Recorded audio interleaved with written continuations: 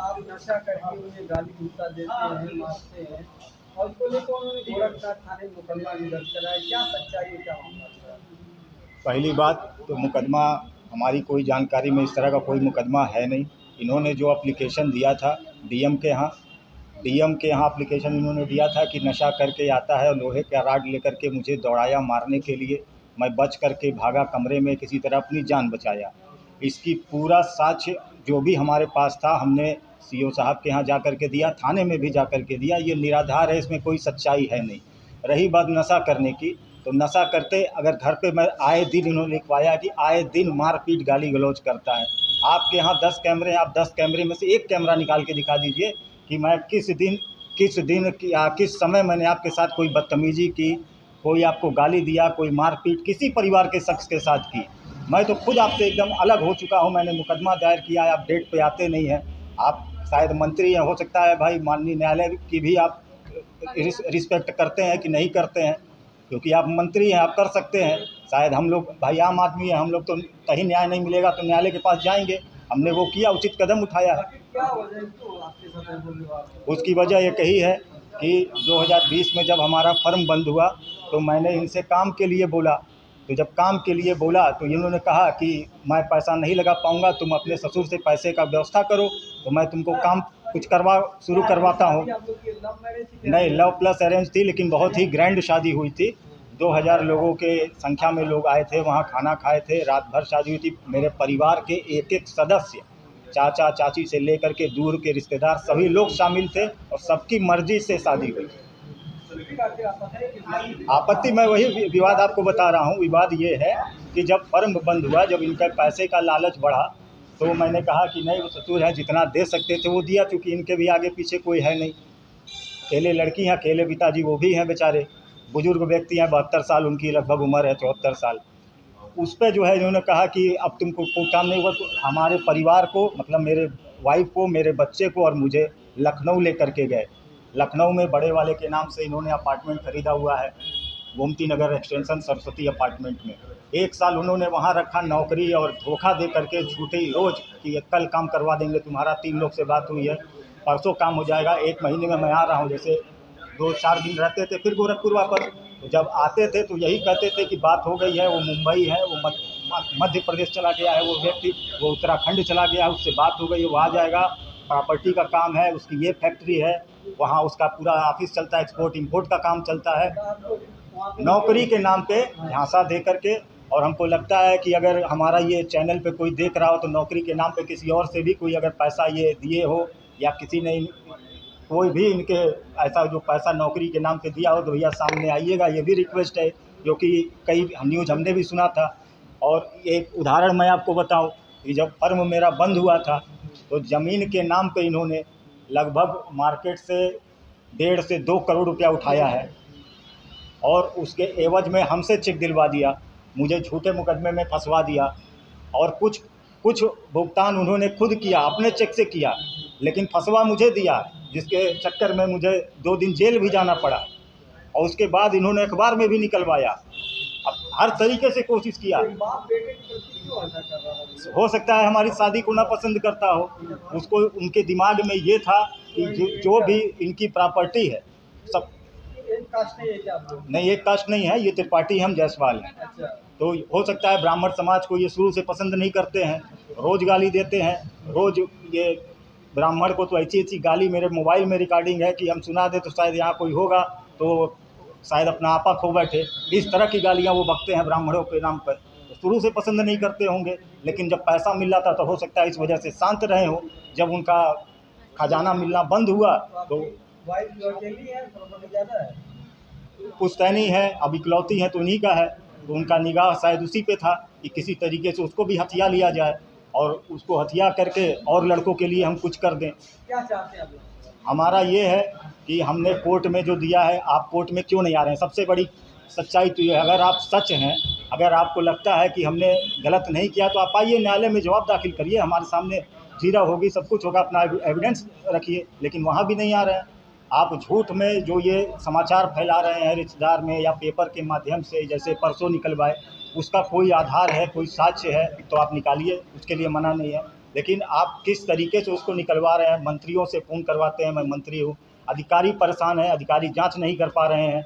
आपको थाने पे बुलाया जाता है, थाने पे नहीं आते हैं, कहते हैं मेरी गरिमा के खिलाफ है, मैं थाने पे नहीं जाऊंगा, मैं दर्जा प्राप्त राज्य मंत्री हूँ। तो सबसे पहले मैं संगठन के जो अध्यक्ष हैं माननीय वाल्मीकि त्रिपाठी जी से ये हाथ जोड़ के अनुरोध करूँगा कि पहले तो इनको तत्काल प्रभाव से हटाया जाए, ताकि ये जो साजिश कर रहे हैं, जिसमें हमारी भी हत्या हो सकती है, मेरी पत्नी की भी हो सकती है, मेरे बच्चे की भी हो सकती है, तत्काल प्रभाव से हटा करके एक जांच की जाए। इनके पूरे बैंक अकाउंट का स्टेटमेंट ले करके चेक किया जाए, कैसे कैसे पैसा लिया, कहाँ कहाँ पैसा लगाया, किससे किससे मार्केट से पैसा उठाया। अभी तो ज़मीन के नाम पे बाद में हमारे जानकारी में आया कि अभी इस बीच में भी 60-70 लाख रुपया ज़मीन के नाम पे उठाए हैं। खैर उसमें हमारा कोई मतलब नहीं है, लेकिन मैं आप लोगों को जानकारी में डाल दे रहा हूँ, हो सकता है वो लोग भी बहुत जल्द आप लोगों से मिलने के लिए आए। मैं वर्दा त्रिपाठी मेरा नाम है। मैं यहाँ पर आई हूँ मेरे ससुर जी ने के खिलाफ कंप्लेन करने और बताने कि उन्होंने कौन है ससुर आपके, क्या करते हैं? रमाशंकर जायसवाल जी उनका नाम है। वो उत्तर प्रदेश कोऑपरेटिव फेडरेशन के उप सभापति हैं। उनका राज्य मंत्री का दर्जा मिला है उन्हें, और आए दिन घर पे मेरे साथ मारपीट, गाली गलौज, बदतमीज़ी करते हैं। 13 दिसंबर को 2024 में मेरे हस्बैंड घर पे नहीं थे। पूरा परिवार मिल के, जेठ सौरभ जायसवाल, जेठानी बबीता जायसवाल, देवरानी माला जायसवाल और श्री रमाशंकर जायसवाल जो मेरे ससुर हैं, इन लोगों ने मुझे घेर के मारने की कोशिश की, जान से मारने की कोशिश की, और मेरे बच्चे को भी। और इसका एक सबूत मेरे पास है, आंखों देखा विटनेस, जो समय आने पे मैं सबके सामने ले आऊँगी। जो वहाँ पे आपके सामने वो विटनेस देगी वो लड़की। शिकायत वगैरह किया नहीं आपने इसकी तरफ? मैंने दूसरे दिन जाकर गोरखनाथ थाने में इसकी कंप्लेन की। फिर मैं एसएसपी साहब के पास भी गई थी, सीओ साहब के पास भी गई थी। मैंने मुकदमा भी दर्ज किया है। 2018 में मेरी शादी हुई थी। मेरे पिताजी ने लगभग 50 लाख रुपए दहेज, सारा सामान जेवर वर लेके दिया, और सारा चीज़ मेरे ससुर जी ने रख लिया। मेरा जेवर, मेरा पैसा, आज तक मुझे कोई मदद नहीं करते, और रोज़ धमकी देते कि तुमको घर से निकाल देंगे, तुम घर से निकलो, तुम्हारा एक्सीडेंट करवा देंगे। मैं इतना प्रभावशाली व्यक्ति हूँ, मैं एक मंत्री हूँ, और मेरे कहने पे तुम्हारे साथ कुछ भी हो सकता है, तो सोच समझ के रहो, याद घर से यहाँ से निकल जाओ, तुमको इस घर में नहीं रखेंगे हम। किस हिसाब से टार्चर किया जाता है? परिवार में रहती है, साथ में रहती है? रहती तो उसी घर में, लेकिन मैं साथ में अब किसी के नहीं हूँ। मैं अपने कमरे में रहती हूँ। मुझे घर में 9-10 कमरे, मुझे एक कमरा बस दिया गया है। उसी घर में? हाँ, उसी घर में, मैं उसी घर में रहती हूँ, और किचन में खाना अलग बनाती हूँ। मैंने ये भी कहा कि मुझे किचन अलग दे दीजिए, तो उन्होंने मुझे किचन अलग नहीं दिया। आए दिन इनकी जो 2 बहुएँ हैं, बबीता जायसवाल, माला जायसवाल, मेरे साथ किचन में मिसबिहेव करती है। मुझे कितनी बार जलाया गया, इसकी भी सूचना मैंने अपने ससुर जी को व्हाट्सएप पे दी है, जिसका मेरे पास सारा रिकॉर्ड है। उन्होंने मुझे एक बार भी नहीं कहा, और आए दिन सब झगड़ा करती, मारपीट करती, सारा पर्याप्त जगह है। मानसिक प्रताड़ना करती, मुझे मिसबिहेव करती, गाली गलौज करती है, कहती है कि मैं ये करवा दूंगी, वो करवा दूंगी। ससुर जी मेरे पक्ष में है। मैं आपको जो है ससुर जो प्रभावशाली आदमी, जी, मैं बस जानती हूँ कि वो एक राज्य मंत्री है, और वो अपने पद का बहुत गलत इस्तेमाल कर रहे हैं, और सारे अधिकारियों से फ़ोन करवाते हैं, मंत्रियों से फ़ोन करवाते, झूठी साजिश कर रहे हैं, झूठा आरोप लगा रहे हैं। 8 जुलाई को जो हिंदुस्तान न्यूज़पेपर में उन्होंने जो कटिंग दी है, जो उन्होंने दिया था, वो गलत है, वो सब गलत है, निराधार है। कोई ऐसा मुकदमा दर्ज नहीं कहीं पर भी। मुकदमा तो मैंने किया है कोर्ट में। आप लोग खुद प्रताड़ित करते हैं उन लोगों को? उन्होंने जो लिखा है, आप ये बताइए, पूरे घर में 10 से 12 सीसीटीवी कैमरा लगा है। अगर इन्होंने या मैंने कभी ऐसा, पहले तो इनके पिताजी ने इनके ऊपर कंप्लेन किया था, अब इन्होंने अखबार में मेरा भी नाम लिखवाया है, लेकिन पूरे घर में कैमरा लगा हुआ। आप ये बताइए, अगर इन्होंने ऐसा किया तो किस महीने में किया, किस तारीख को किया, किस दिन किया, किस समय किया?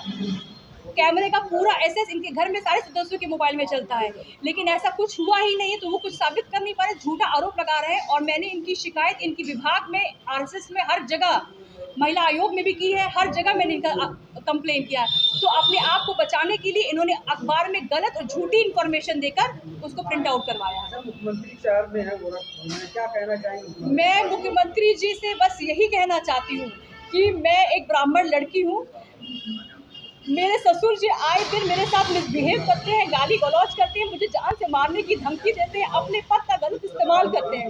मुझे नहीं, मेरे छोटा सा 6 साल का ये बच्चा है, बहुत धमकी देते हैं कि मैं ये करा दूंगा, मैं जान से मरवा दूंगा, एक्सीडेंट करवा दूंगा। मैं मुख्यमंत्री जी से बस यही कहना चाहती हूँ, इनके पद से इनको हटाया जाए और निष्पक्ष जाँच कराई जाए सारी चीज़ों की, और मेरी जान को खतरा है। अगर कल को मुझे कुछ होता है तो इसका पूरा का पूरा आरोप रमाशंकर जायसवाल, सौरभ जायसवाल, बबीता जायसवाल, माला जायसवाल, राहुल जायसवाल और गौरव जायसवाल भी आएगा, क्योंकि ये लोग किसी भी तरीके से मुझे मारना चाहते हैं, मेरे बच्चे को भी।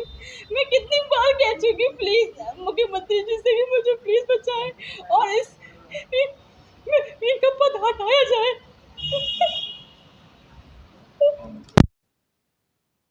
पानी पीजिए, पानी पीजिए। मेरा छोटा सा बच्चा है, मेरे मैं दादा की चिट्ठी उस घर में इस पर जांच करें। मुख्यमंत्री जी से इतना ही रख लिए और सारी चीज़ें, मतलब मेरा जेवर गहना जो भी था सब कुछ रखते हैं। अब कह रहे हैं कि तुम घर से निकल जाओ, और 4 साल इनको ड्राइवर बना के रखे, यहाँ से लेकर अपने ऑफिस में राज्य मंत्री का दर्जा उनको मिला है, PCF में है। आप बताइए कौन सा विभाग है? क्या करते हैं? ये पहले medical store centre Gorakhnath hospital के बाहर जब से वो खुला और 2017 तक इन्होंने ही पूरे मेडिकल स्टोर को चलाया। लेकिन जब मैं हमें लगाते हैं टाउन हलवा में। नहीं वो नहीं अरे हम समझ गए, साला वही कपड़े उपड़े वाला भी है ना उनका व्यापार। कुछ नहीं वो नहीं। अच्छा, वो तो बैंक में पहले अपने पद का गलत इस्तेमाल करते हैं, आई थिंक मुझे धमकी देते हैं। मेरा छोटा सा बच्चा है और मेरे साथ इतना मिसबिहेव किया, कहा कि मैं तुमको घर से निकाल दूँगा। बताइए मैं छोटे से बच्चे को लेकर कहाँ जाऊँगी? अब मेरे पापा ने इनको डिनाई कर दिया कि अब मैं कुछ नहीं कर पाऊँगा, तो ये मेरे साथ मिसबिहेव करने लगे। मेरे पास एक ऑडियो है, मैं आप लोगों को सुनाऊँगी। आप हटा दिया, वहाँ से हटा के इनको एक दर्जे की दुकान, मतलब किराए की दुकान पे टाइल्स को खुलवा दिया। लेकिन कोविड में सब लोग जान रहे हैं कि सबका बिजनेस ठप हो गया, तो इनको भी लॉस सहना पड़ा। तो ससुर जी ने फिर इनके साथ मिसबिहेव